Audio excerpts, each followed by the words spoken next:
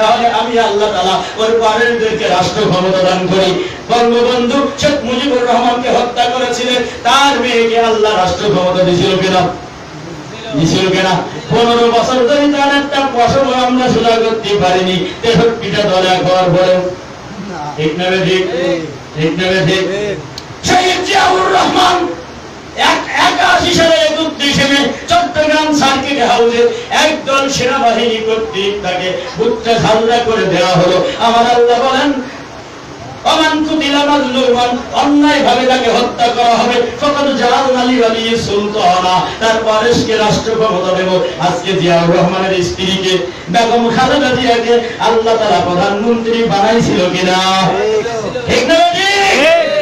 ইন্দিরা গান্ধী ভারতের, তাকে হত্যা করা হলো। তার ছেলে রাজীব গান্ধীকে আল্লাহ ভারতের প্রধানমন্ত্রী বানাইছিল কিনা?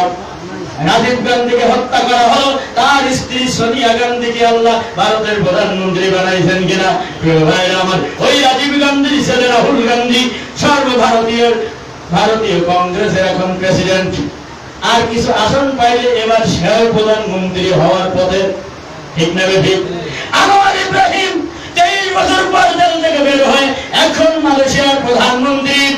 24 বছর পর জেল থেকে বের হয়ে বুরহানুদ্দিন রব্বানি আফগানের প্রেসিডেন্ট হয়েছেন।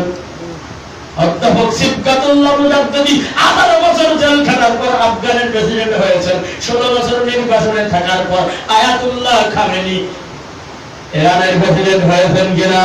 নেলসন ম্যান্ডেলা 27 বছর জেল খাটার পরে দক্ষিণ আফ্রিকার প্রেসিডেন্ট হয়েছিলেন কিনা?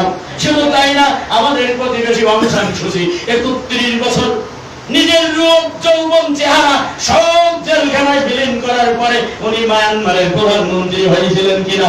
আবার প্রধানমন্ত্রী থাকাকালে ওই রোহিঙ্গা মুসলিমদেরকে অত্যাচার করার কারণে বাংলাদেশেও 10 লাখ পাঠিয়ে দিয়ে বাচ্চাদেরকে তেলের কড়ার ভিতরে ভেজি খাওয়ার কারণে আমার আল্লাহ তাআলা আমাকে আমৃত্যু কারাদণ্ড দিয়েছে কিনা? প্রিয় ভাইরা আমার, সুতরাং আজকে তোমরা যারা অত্যাচার করেছো, হত্যা করেছো অন্যায় ভাবে, গুলি করে, ফাঁসিতে দিয়ে, ক্রসফায়ার দিয়ে আজকে যারা হত্যা করেছো, শুনে নাও আমার আল্লাহ ঘটনা দিয়েছেন, এদের ওয়ারিসদেরকে আমি আল্লাহ তাআলা রাষ্ট্র ক্ষমতা দান করব। সুতরাং বাংলাদেশে সবচেয়ে বেশি অত্যাচারিত কারা? যারা নিহত বেশি হয়েছে, এই রাসূলের সিরাত যারা মানে, রাসূলের সিরাতের দাওয়াতি কাজ যারা করে, আজকে তারা বেশি নির্যাতিত কিনা? তাদেরকে বেশি হত্যা করা হয়েছে কিনা? অর্থাৎ আগামী দিনের পার্লামেন্ট হবে আল্লামা সাঈদীর উত্তরসূরির পার্লামেন্ট, হবে আল কোরআনের পার্লামেন্ট, পার্লামেন্ট হবে শহীদ নিজামীর পার্লামেন্ট, আগামী দিনের পার্লামেন্ট হবে আলী হাসান মোহাম্মদ মুজাহিদের উত্তরসূরির পার্লামেন্ট। আজকে যারা খুব ব্যস্ত হয়ে গেছো, উপদেষ্টাদের কাছে বলছো নির্বাচন দেয় না কেন? আর করতে 17 বছর ধরে পেটে এত খিদে লেগে গেছে, আর করতে আর কত বাড়ি দেরি আর সহ্য হয় না। এই 1.5 মাসের ভিতরে যা লুটপাট যা করা হয়েছে, ও বর্ণনা আমরা আর দেব না, পত্র পত্রিকায়, রেডিও টেলিভিশনে দেখিয়ে দেবেন। প্রিয় ভাইরা আমার, আমার নবী বলেছেন, নবীজি সিরাত দিয়েছেন, বিজয়ের পর যারা এরকম জনতা সংবাদ লুণ্ঠন করে খাবে, আমার নবী বলেছেন লাইসা মিন আহলি, ও আমার উম্মতি নয়।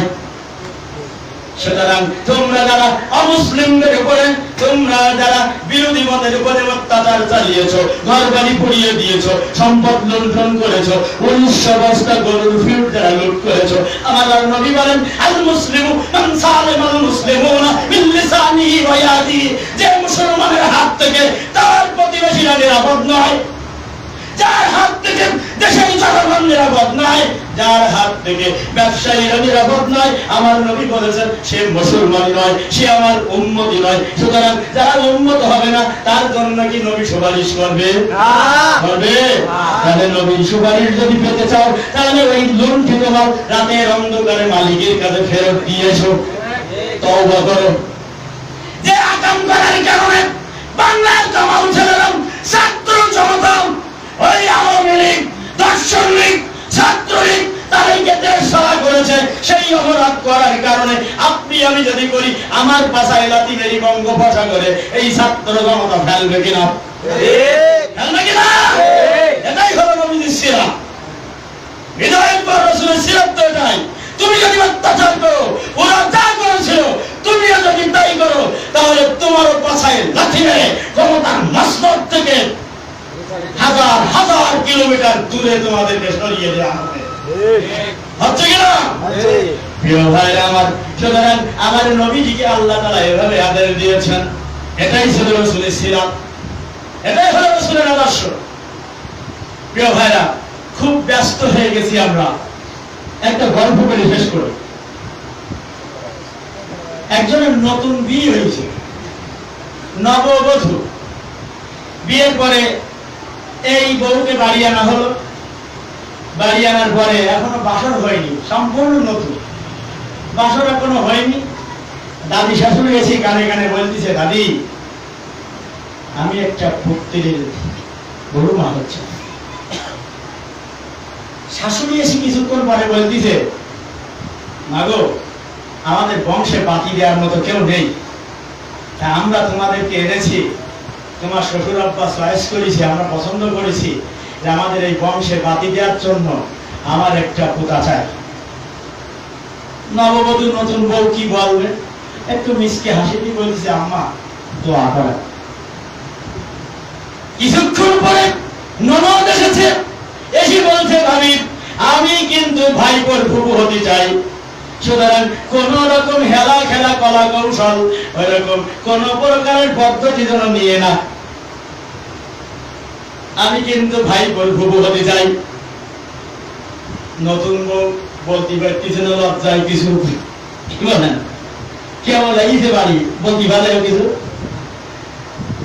এরপরে যখন বাসর রাতে গেছে, স্বামী এসে একটু আদর করি স্বামীটাকে বলতেছে, শোনো আমার আব্বা মা তারা কিন্তু আমার বংশে কোনো পুত্র সন্তান নাই, তাই আমাকে অত্যন্ত মহব্বতের সাথে ধুমধাম করে তোমাকে আমার স্ত্রী হিসাবে গ্রহণ করেছি। সুতরাং আমি একটি সুসন্তানের বাবা হতে চাই।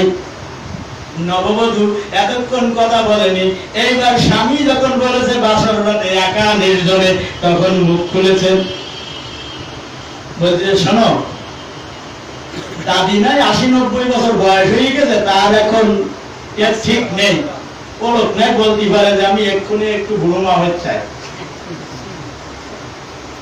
কিন্তু তোমরা আর যারা আছো সব কি ওই পাবনাতে ঘুরি আইসাও? বুঝতে পেরেছেন কি বলি? বলি তোমরা কি সব পাবনাতে ঘুরি আসলে? একজন এসে বলতেছে আমি দাদি হব, আর একজন বলে আমি ভাই বোন ফুফু হব, আর তুমি বলতেছো আমি সন্তানের বাবা হব। সব ঠিক আছে, আল্লাহ তাআলা সব কিছুর ব্যবস্থা করবেন। এখন তোমরা এই মা চাচি দাদি আর তোমরা সবাই মিলে ভাই বোন সব মিলে এখন মহাসমাবেশ করতেছো, আন্দোলন করতেছো, হরতাল করে তুলতেছো, এক্ষুনি আমি বাবা হতে চাই, ও বলে এক্ষুনি আমি ভাই বোন ফুফু হতে চাই, এ বলে আমি দাদি হতে চাই, ও বলে আমি বুড়ো মা হতে চাই। তা আমি কি ও ব্যাগে করে নিয়ে আসি?